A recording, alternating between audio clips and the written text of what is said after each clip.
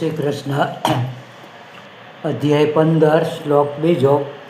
અધશ્ચોર્ધ્વં પ્રસૂતા સસ્ય શાખા ગુણ પ્રવૃદ્ધા વિષય પ્રવાલાઃ અધસ્ય મૂલ્યા નનુસંતતાની કર્માનુબંધી નિમનુષ્ય લોકે.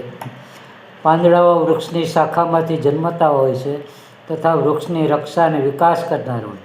વેદો પણ આ સંસારરૂપી વૃક્ષની મુખ્ય શાખા રૂપે બ્રહ્માથી પ્રગટ્યા અને વેદ વિહિત કર્મોથી જ સંસારનો વિકાસ અને રક્ષા થાય છે.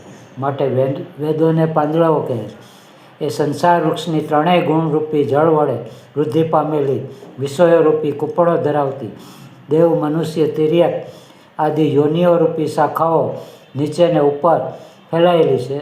શાખાઓના મનુષ્ય લોકમાં કર્માનુસાર બાંધનારા અહંતા, મમતા, વાસનારૂપી મૂળિયા નીચે અને ઉપર બધા લોકોમાં ફેલાયેલા છે. જય શ્રી કૃષ્ણ.